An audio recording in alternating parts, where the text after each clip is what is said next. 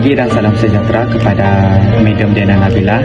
Memperkenalkan, nama saya Dixon Daniel, nomor kad matriks BB23110668. Kami dari kumpulan 4, kami akan membentangkan tentang sekolah marginalis. Memperkenalkan, berikut adalah ahli kumpulan kami yang diketuai oleh Muhammad Syahrizwan bin Zainal alias Hadi. Nomor kad matriks BB23110666. Yang seterusnya ialah Muhammad Hazim Adlan bin Sazali BB23113889. Dan seterusnya ialah Alice Francis BB23160978. Dan yang terakhir ialah Annie Yong Kang Fui, nomor kad matriks BB23160967.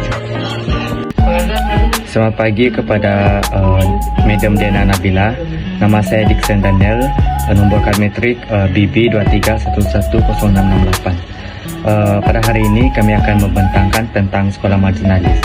Jadi untuk pengenalan, sekolah marginalis dikenali sebagai ekonomi neoklasikal yang muncul pada 1871 akhir abad ke-19.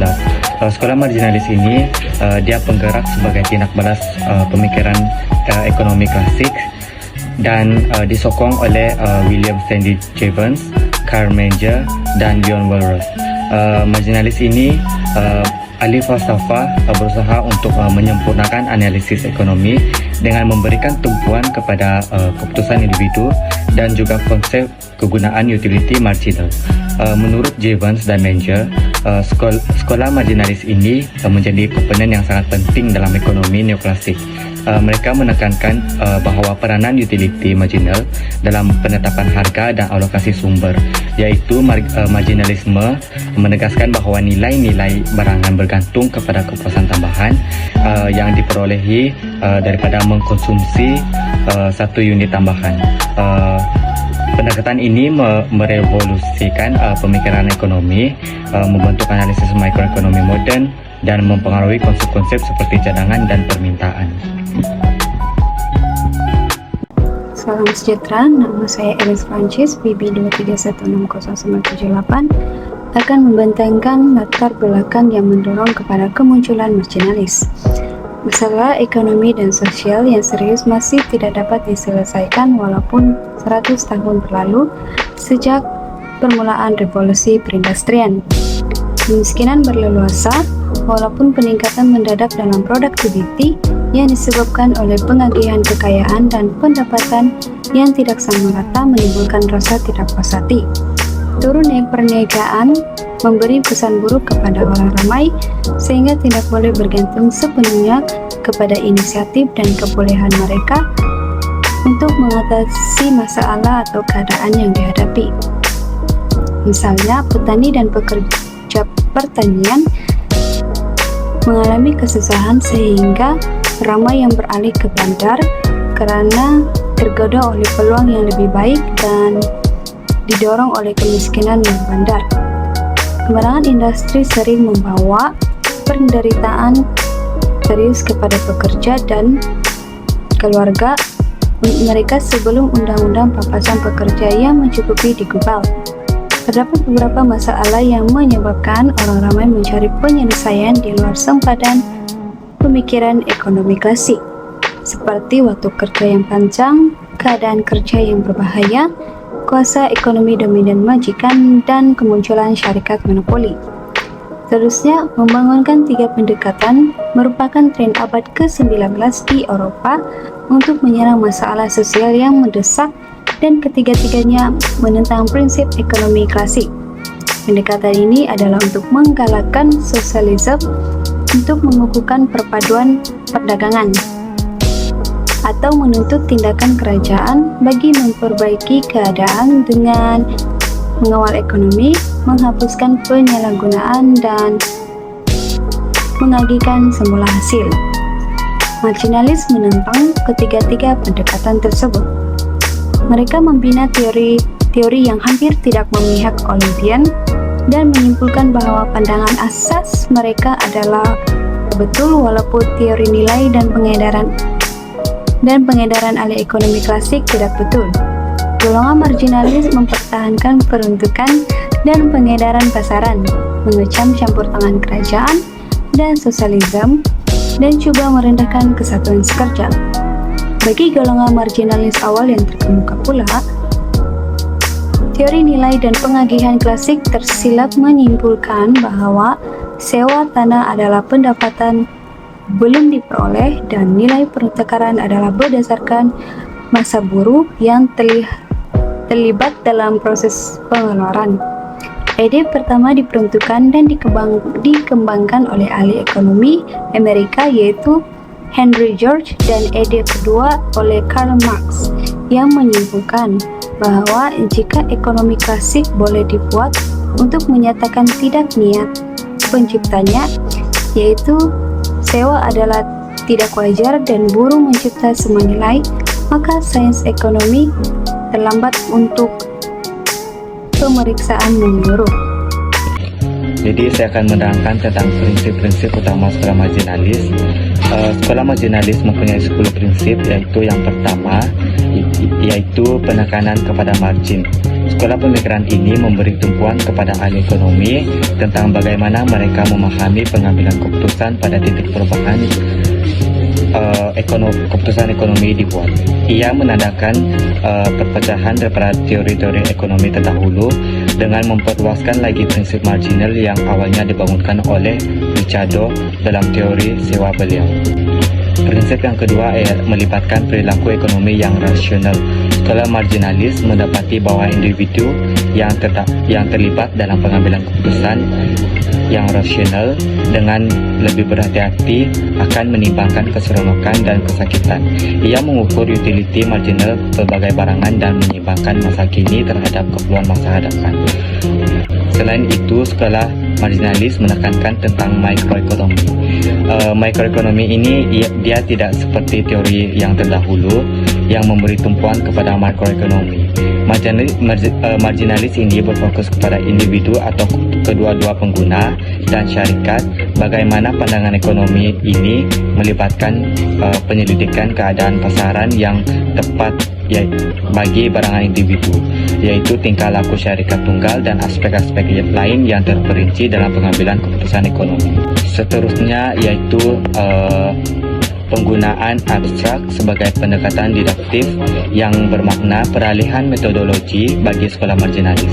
Marginalis menyokong pendekatan analitik abstrak yang dipelopori oleh ahli ekonomi klasik seperti Ricardo dengan menolak teknik sejarah yang disukai oleh beberapa ekonomi dan falsafah terdahulu. Alih-alih bergantung kepada data sejarah dan teknik didaktif ini, ia termasuk pengeluaran prinsip-prinsip ekonomi daripada satu set perspektif yang memberikan asas teori ekonomi dalam kajian mereka. Prinsip yang seterusnya ialah penekanan terhadap persaingan tulen, yaitu ahli ekonomi marginalis yang sering mengasaskan analisis mereka pada asumsi persaingan murni yang tulen. Jadi, mereka akan mengkaji fenomena ekonomi di bawah premis persaingan yang sempurna, yang dicirikan oleh bilangan pelanggan dan penjual yang besar. Barangan yang homogen, yaitu barangan yang lebih kecil dan tiada halangan masuk atau keluar. Jadi, penekanan ini pada persaingan tulen akan mencerminkan dedikasi sekolah untuk mengkaji semula proses ekonomi di bawah persekitaran dan pasaran yang direalisasikan. Seterusnya ialah teori harga berorientasikan permintaan. Marginalis pertama yang menekankan permintaan sebagai penggerak asas harga berbanding dengan ekonomi klasik yang memberi keutamaan kepada kos pengeluaran, yaitu supply. Walau bagaimanapun, penekanan asal pada permintaan yang melebih-lebihkan pentingnya dalam penentuan harga. Selepas itu, Alfred Marshall yang mengintegrasikan tawaran dan permintaan dalam ekonomi neoklasik mengintegrasikan sumbangan kedua-dua teori. Selain itu, penekanan kepada kegunaan subjektif. Kegunaan subjektif ini menekankan bahawa permintaan didasarkan pada nilai marginal subjektif yang berasal daripada pandangan psikologi individu. yaitu dengan memperluaskan definisi kos pengeluaran untuk merangkumi bukan sahaja beban wang tetapi juga usaha, halangan dan pengorbanan yang terlibat dalam tenaga kerja, pengurusan syarikat dan akumulasi modal. Seterusnya ialah penekanan kepada kegunaan subjektif. Kegunaan subjektif ini di mana sekolah marginalis menekankan bahawa permintaan didasarkan pada nilai marginal subjektif yang berasal daripada pandangan psikologi individu.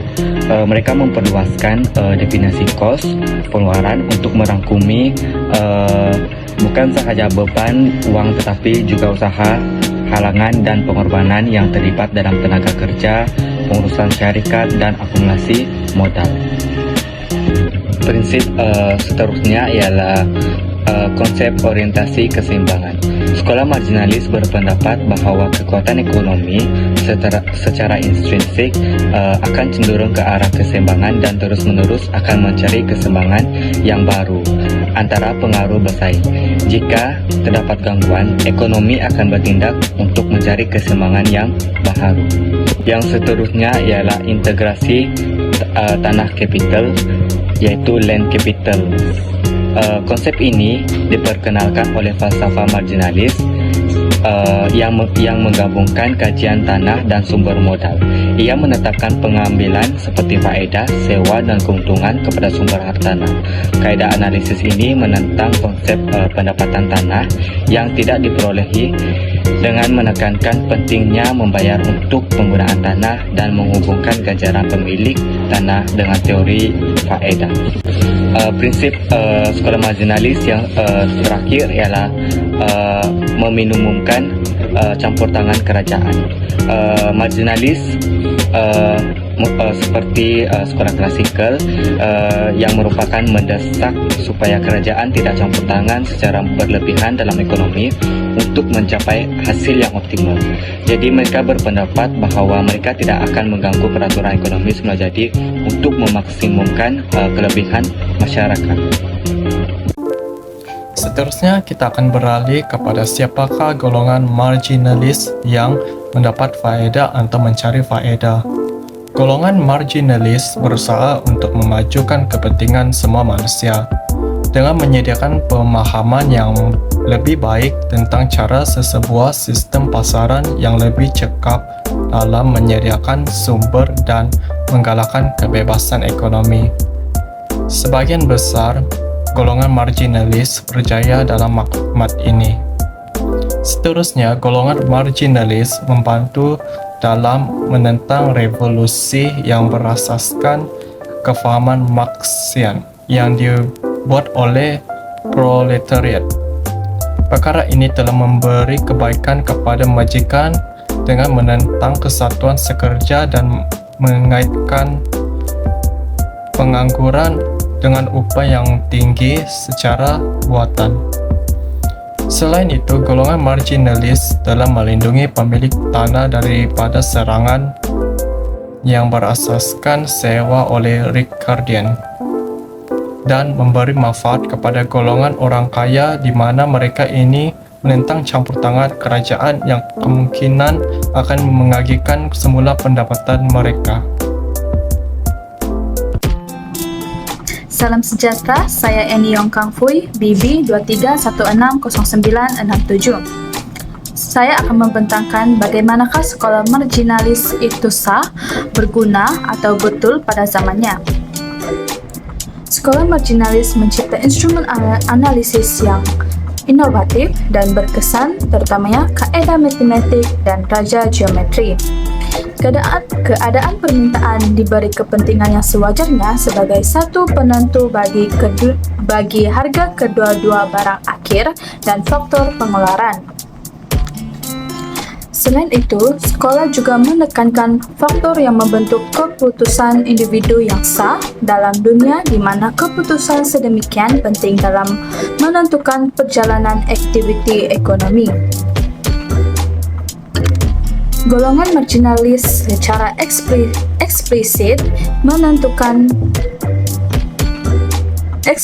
menyatakan andaian asas yang berasaskan analisis ekonomi berbanding membiarkan filosofianya berada pada latar belakang seperti yang dilakukan oleh kebanyakan ahli ekonomi klasik. Oleh itu, kontroversi metodologi yang ditimbulkan oleh golongan marginalis yang menghasilkan pemisahan prinsip objektif dan boleh disahkan berdasarkan andaian yang dinyatakan daripada prinsip-prinsip yang bergantung pada pertimbangan nilai dan pandangan falsafah. Pendekatan ini membenarkan satu pemboleh ubah pada satu masa untuk berubah sambil mengekalkan semua pemboleh ubah lain yang ditetapkan untuk sementara waktu agar membolehkan menyiasat fenomena kompleks sebagai satu langkah pada masa-masa tertentu. Oleh itu, golongan marginalis akhirnya menghampiri situasi yang lebih realistik apabila mereka memperkenalkan pemboleh ubah berturut-turut.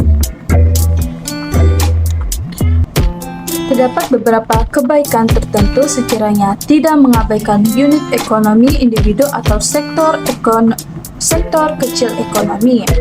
Antara kebaikannya ialah yang pertama, kumpulan orang tertentu berkemungkinan menjadi untuk negara meningkat. Yang kedua, yaitu kitaran perniagaan adalah sangat penting untuk keuntungan syarikat otomobil besar, tetapi tidak untuk pemilik kedai runcit sebenarnya yang menganggap kitaran perniagaan secara relatif kurang penting daripada pembukaan persaingan kedai di pinggir jalan. Yang ketiga dan terakhir ialah analisis agregat menyatakan bahwa pelaburan dalam beberapa bentuk modal insan. Assalamualaikum, nama saya Muhammad Hazim Adlan bin Sazali dengan nomor kad metrik BB23110389. Kali ini saya akan membentangkan tentang prinsip-prinsip yang telah disumbangkan oleh sekolah marginalis yang berkekalan sehingga kini. Seperti yang kita tahu, kewujudan sekolah ekonomi pada masa lalu seperti sekolah marginalis adalah disebabkan oleh pemikiran dan teori yang diperkenalkan oleh tokoh-tokoh ekonomi pada masa tersebut. Oleh itu terdapat beberapa teori dan prinsip mereka yang masih digunakan pakai dan relevan untuk menyelesaikan masalah ekonomi pada masa kini. Antara prinsip-prinsip yang disumbangkan yang berkekalan sehingga kini adalah model dasar monopoli. Konsep prinsip ini di mana syarikat tunggal dalam pasaran monopoli bebas untuk menentukan di mana tingkat harga yang akan mereka letakkan bagi seunit barang yang mereka berikan atau khidmatan yang mereka berikan. Contohnya syarikat TNB lah pada masa kini. Mereka bebas untuk menentukan tingkat harga yang akan mereka berikan. Oke, dan seterusnya adalah hukum permintaan. Hukum ini di mana perubahan terhadap marginal boleh menyebabkan perubahan terhadap faktor-faktor yang dimana seterusnya akan menyebabkan ia dipengaruhi oleh keputusan ekonomi. Di mana semakin tinggi harga suatu produk, maka kuantiti barangan yang diminta akan berkurang. Selepas itu prinsip yang diperkenalkan antara yang paling terkenal adalah marginal utility. Konsep ini diperkenalkan oleh Jules Dupuy. Teori ini di mana menyatakan bahwa manfaat ataupun kepuasan yang diperolehi daripada satu unit tambahan sama ada daripada barangan ataupun perkhidmatan. Prinsip ini telah menjadi dasar yang penting dan menjadi kemajuan kepada teori ekonomi pada masa kini. Seterusnya prinsip seperti lebihan pengguna. Konsep bagi prinsip ini di mana merupakan hasil ataupun baki daripada penolakan kos pembelian dengan harga barang. Maksudnya pengguna mempunyai modal untuk membeli barang dalam jumlah yang besar dan harga bagi barangan tersebut adalah murah. Maka hasil ataupun baki daripada duit pengguna merupakan dikira sebagai lebihan pengguna. Seterusnya adalah prinsip yang diperkenalkan yang berkekalan sehingga kini. Antara yang paling terkenal adalah ekonomi matematik.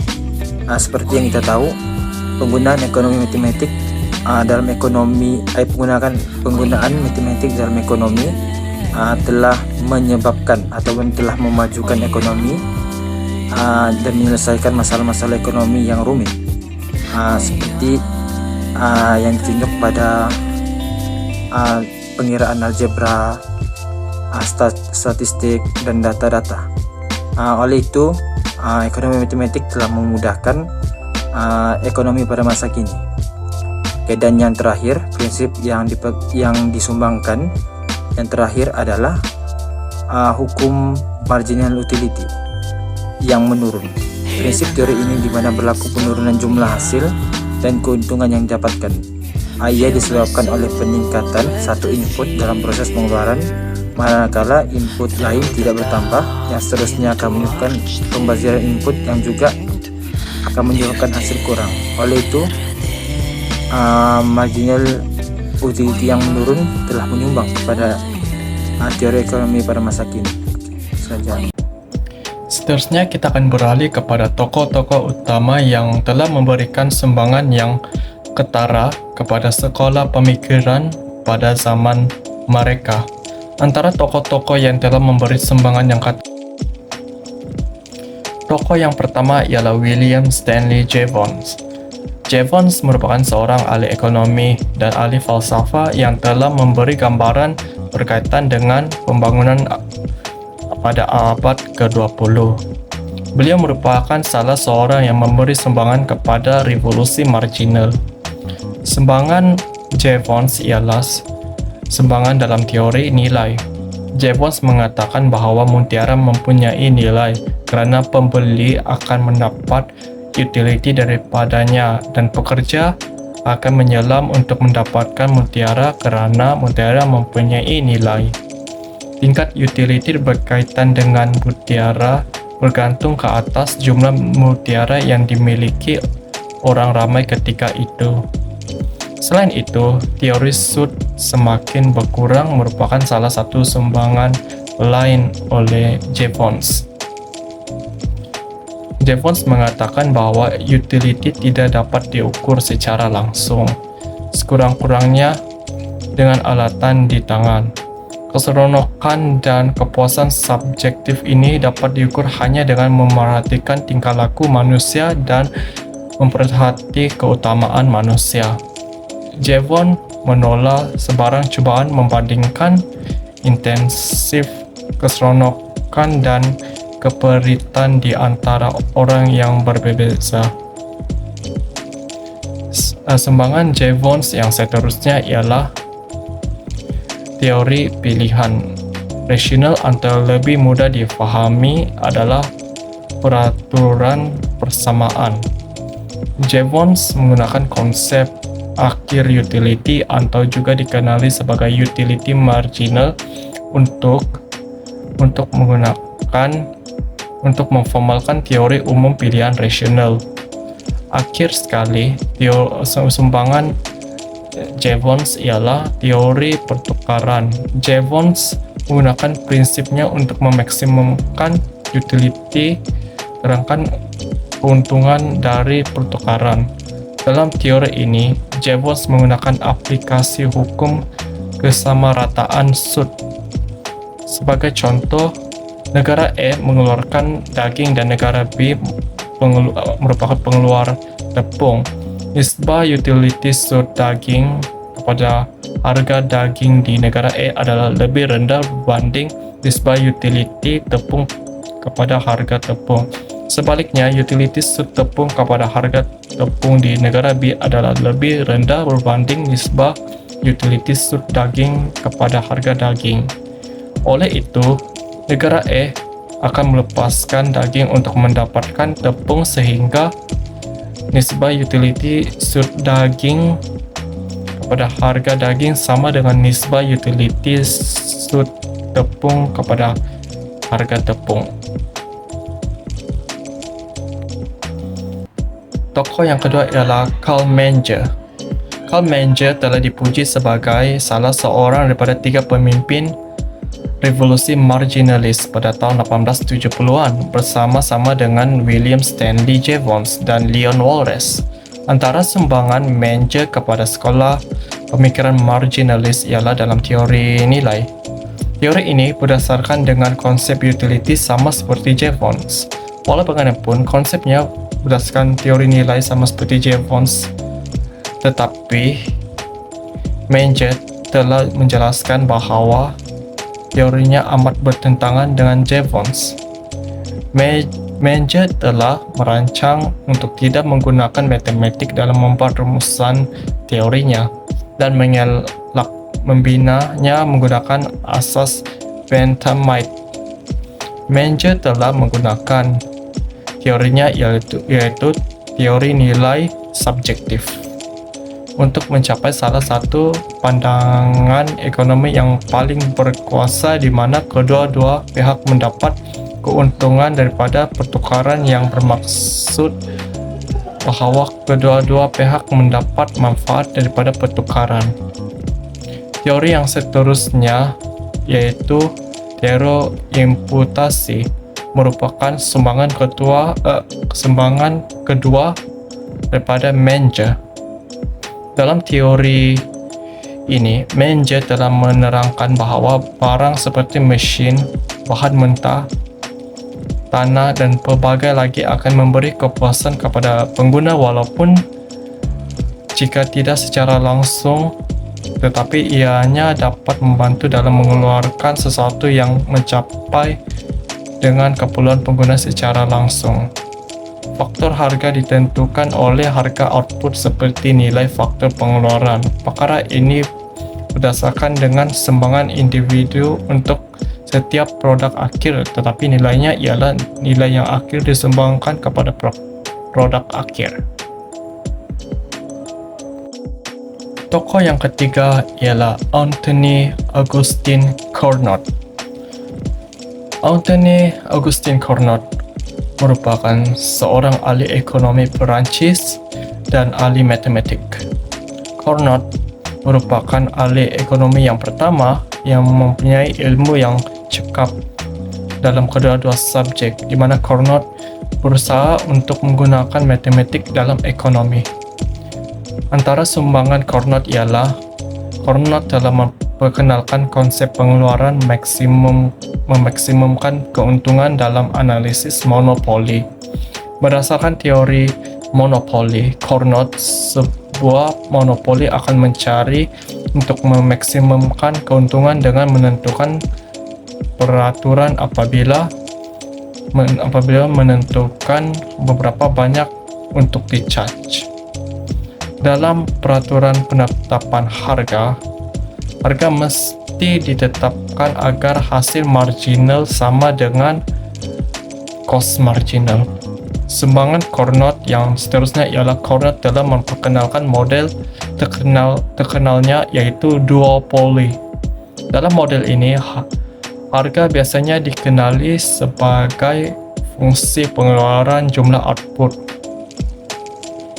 Kesemua firma tahu bilangan firma di dalam pasaran dan mengambil output daripada firma lain seperti yang diberikan. Setiap firma mempunyai fungsi kos. Biasanya fungsi kos dianggap sebagai pengetahuan umum. Fungsi kos mungkin sama atau berbeza antara firma.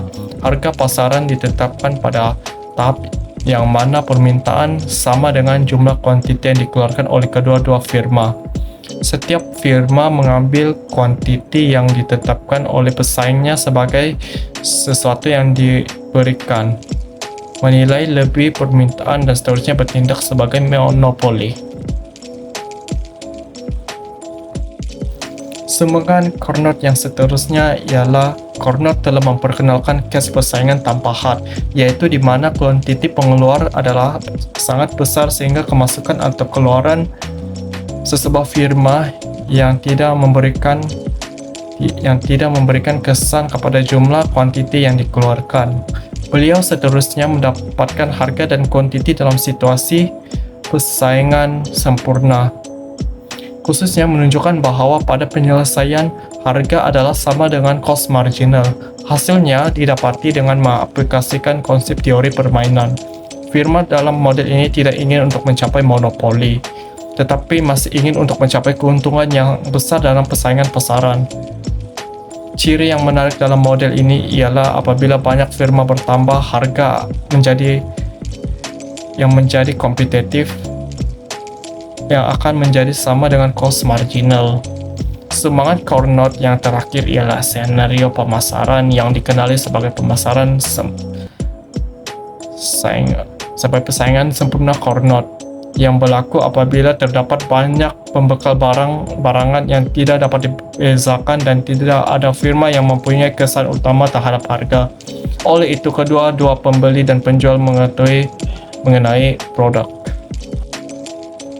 Tokoh keempat pula ialah Arsène Jules Émile Dupuit.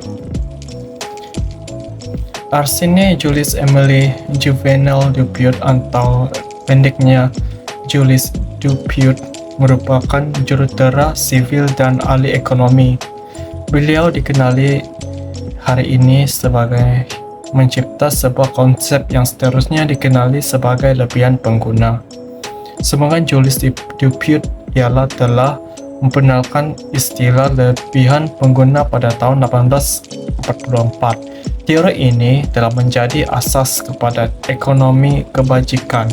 Kajian ekonomi kebajikan mengkaji bagaimana pengagihan sumber memberi kesan kepada kesejahteraan keuangan rakyat. Secara ringkasnya, lebihan pengguna ialah lebihan bayaran untuk sesuatu barang.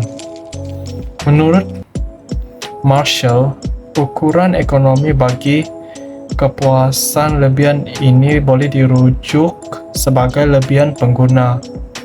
Lebihan pengguna yang menilai faedah diterima pengguna daripada menyertai dalam pasaran dikira sebagai perbezaan antara kesanggupan pembeli untuk membayar sesuatu barangan dan harga yang sebenarnya mereka bayar.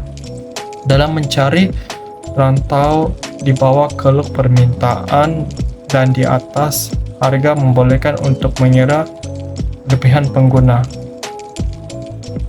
Selain itu, semangat Jules Dupuit ialah Jules Dupuit telah menulis sebuah jurnal mengenai penurunan marginal. Menurut Dupuit, seseorang menghargai sesuatu secara berbeza, terutamanya apabila ia berkaitan dengan penggunaan penting seperti air. Dupuit mendapati bahawa apabila harga produk menurun, orang ramai akan membeli lebih banyak untuk memenuhi keperluan yang kurang penting, kerana kepuasan yang mereka peroleh daripada setiap unit tambahan akan berkurang. Pemahaman tentang tingkah laku pengguna ini adalah penambahbaikan dalam pendekatan Bentham kerana ia menghubungkan keutamaan individu dengan kecenderungan pasaran. Perkara ini telah menyebabkan Dupuit mengemukakan konsep keluk permintaan. Dupuit melihat keluk permintaan sebagai refleks kepada keluk marginal utility. Dupuit merupakan seorang ahli ekonomi yang pertama yang menerangkan hubungan antara harga dan kuantiti yang diperlukan dalam raja. Oke, seterusnya tokoh ekonomi Friedrich von Wieser. Friedrich von Wieser merupakan ahli ekonomi sekolah Austria yang awal. Beliau membina pandangan Karl Menger tentang nilai subjektif, mencipta istilah marginal utility, dan membangunkan idea cost alternatif yang kemudiannya dikenali sebagai cost lepas. Sumbangan von Wieser kepada sekolah pemikiran marginalis ialah von Wieser telah memperkenalkan konsep natural value sebagai jumlah marginal utility kepada semua barangan yang telah diperolehi. Dalam natural value, barangan akan dianggarkan hanya mengikut utility marginalnya dalam nilai tukaran mengikut gabungan utility marginal dan kuasa beli. Sumbangan yang seterusnya, von Wieser menghasilkan penghasilan dalam nilai paradoks. Friedrich von Wieser berpendapat bahwa utility setiap unit jenis barang yang sama adalah sama dengan utility marginal unit yang terakhir, kerana salah satu unit boleh dianggap unit marginal. Dalam keadaan ini, apabila keperluan kekal sama dan penawaran meningkat, maka marginal utility akan jatuh. Ini merupakan hukum penawaran von Weiser. Bagi hukum permintaan pula, boleh dilihat apabila keperluan meningkat dan penawaran adalah tetap, maka marginal utility-nya akan meningkat. Setiap lebihan kuantiti barangan akan membawa kepada penurunan pertambahan nilai. Disebabkan oleh itu, utility adalah kosong apabila tiada barangan atau apabila barangan menjadi lebihan. Tokoh ekonomi seterusnya adalah Francis Y. Edgeworth. Francis Y. Edgeworth ini merupakan seorang ahli ekonomi yang terkemuka pada awal sekolah Inggris neoklasik. Beliau juga merupakan seorang profesor di Oxford dan editor jurnal ekonomi. Antara sumbangan Francis Y. Edgeworth yang terunggul ialah memperkenalkan hubungan antara marginal dan pengeluaran purata. Konsep fungsi pengeluaran yaitu hubungan antara pelbagai kuantiti input dan output yang sama yang dikemukakan oleh Ricardo dalam teorinya, yaitu teori mengenai sewa. Walras dan Edgeworth telah membuat pernyataan yang jelas mengenai konsep ini. Dari kedua-dua tokoh ini, Edgeworth merupakan salah satu seorang tokoh yang telah berjaya dalam membezakan antara purata dan pengeluaran marginal dalam fungsi pengeluaran yang bercirikan dengan bahagian input pemboleh ubah. Edgeworth menganggap bahwa tanah adalah kos tetap dan buruh dan peralatan pengeluaran merupakan kos berubah. Dan ahli ekonomi yang terakhir adalah John Bates Clark. John Bates Clark ini dikenali sebagai salah seorang pakar ekonomi neoklasik Amerika. Teori yang pernah diperkenalkan oleh beliau ialah teori pengeluaran marginal yang membincangkan mengenai masalah-masalah pengagihan pendapatan melalui output di antara pengeluar.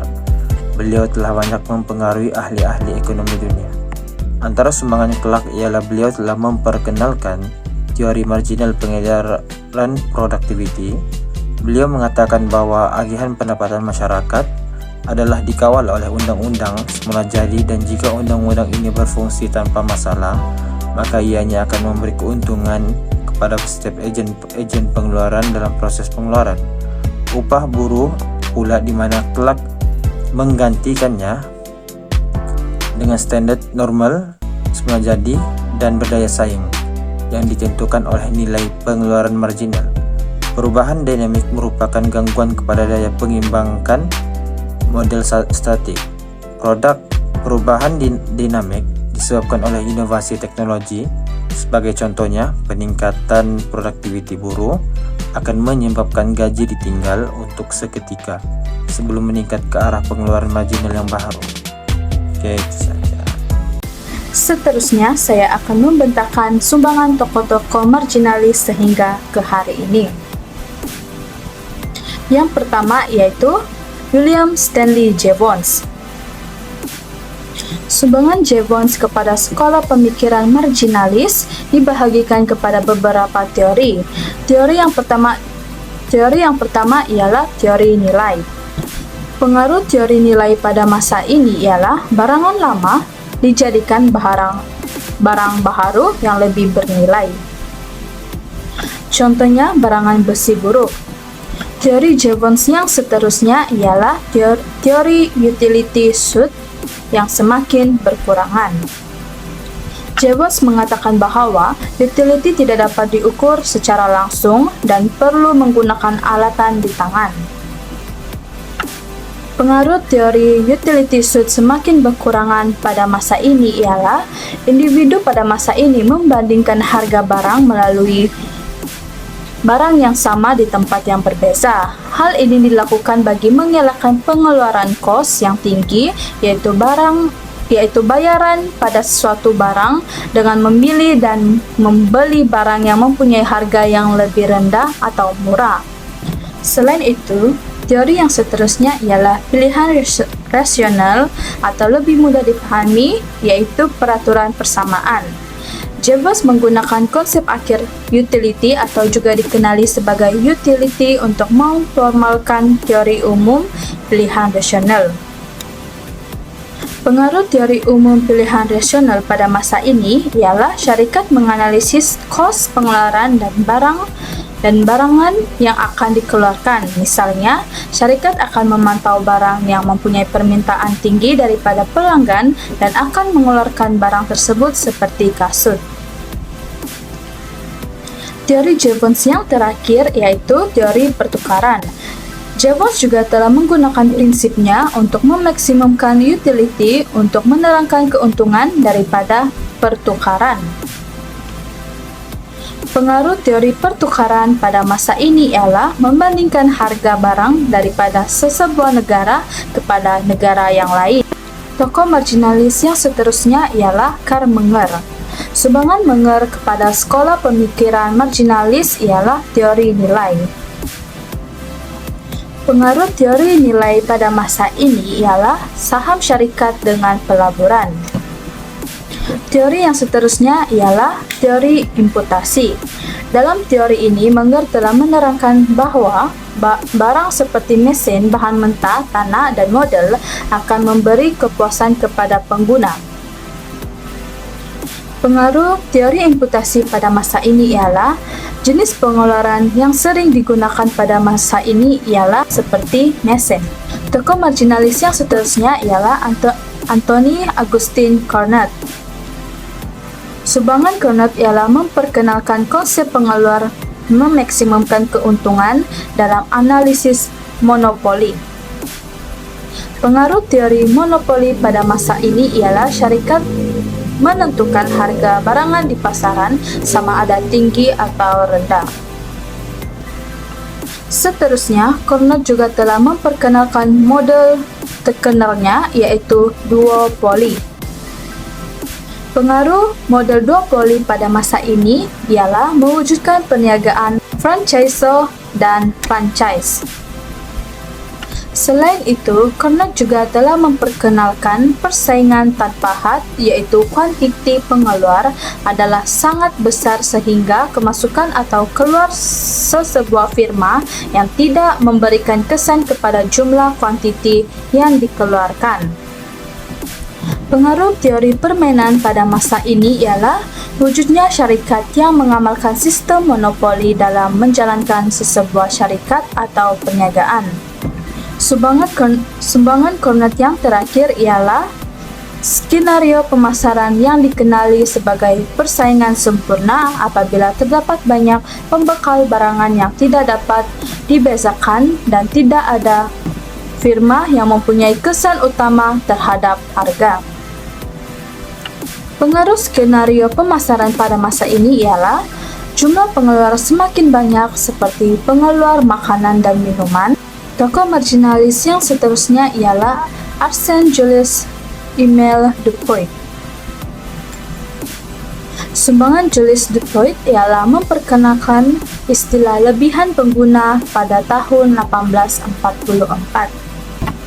Pengaruh teori lebihan pengguna pada masa ini ialah kesanggupan pengguna pada masa ini membayar harga barang yang ditetapkan daripada membayar harga barang yang sepatutnya.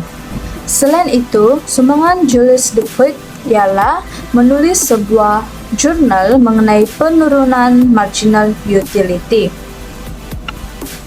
Pengaruh penurunan marginal utility pada masa ini ialah menunjukkan teori Dupuit adalah benar kerana pembeli pada masa ini akan membeli barang yang lebih banyak pada harga murah dan begitu juga dengan sebaliknya.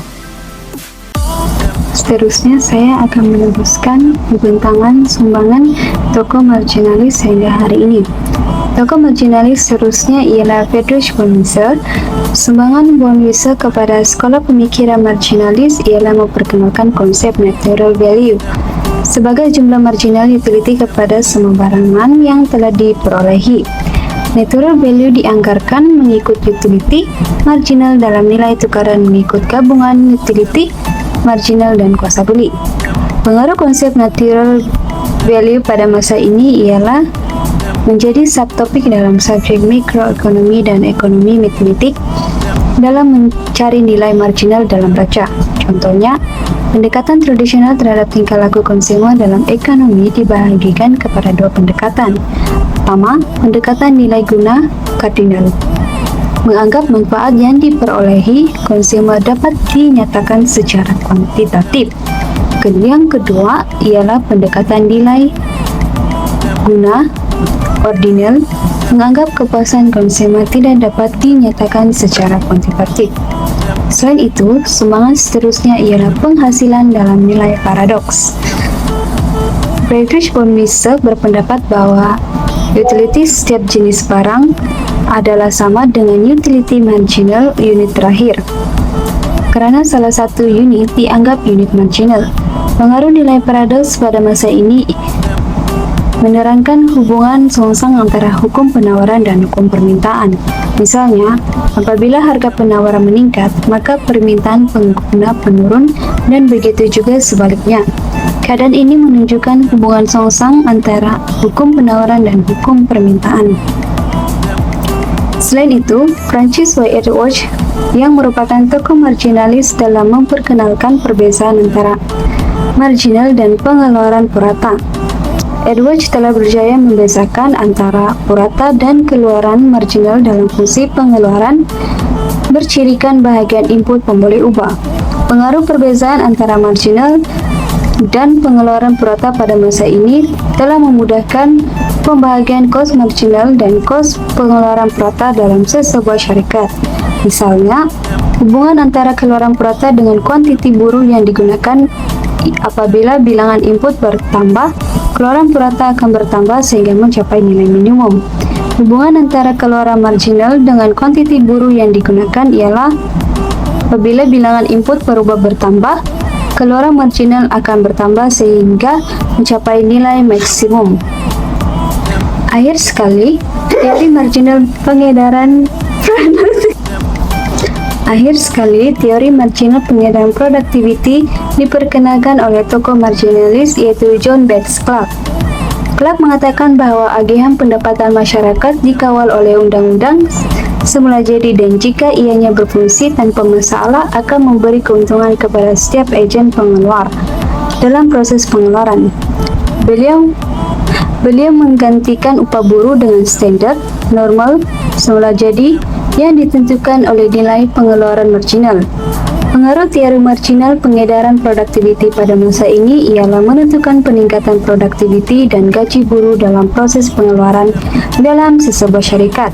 Sebagai contoh, dapat dilihat gaji untuk pekerja muda yang dilatih khas boleh mengharapkan untuk mendapat keuntungan keluaran marginal besar mereka. Namun begitu, jika dilihat kepada gaji pekerja yang lebih tua, mereka hanya menerima latihan umum awal dan hanya boleh mengharapkan untuk menjadi lebih konsisten dengan pendapatan keluaran marginal mereka. Keadaan ini membezakan pekerja sama ada mendapat keluaran marginal atau teknologi yang sama upah. Kesimpulannya, berbagai sumbangan yang diberikan oleh sekolah marginalis ini melalui tokoh-tokoh ekonomi sekolah marginalis yang terkenal seperti Karl Menger, Dupuy, Carnot telah menyebabkan kepada peningkatan dan kemajuan ekonomi yang telah kita kecapi pada masa kini lah. Oleh itu, kita ini kan sebagai rakyat, masyarakat, penduduk pada masa kini perlulah sentiasa bersyukur akan sumbangan yang telah diberikan dan berusaha untuk mengembangkan teori-teori yang telah diberikan, yang telah diperkenalkan oleh mereka, dan menggunakannya secara optimal agar tahap kemajuan ekonomi pada masa kini akan terus berkembang, yang dimana sesuai dengan masalah-masalah yang muncul dan yang akan muncul pada masa hadapan.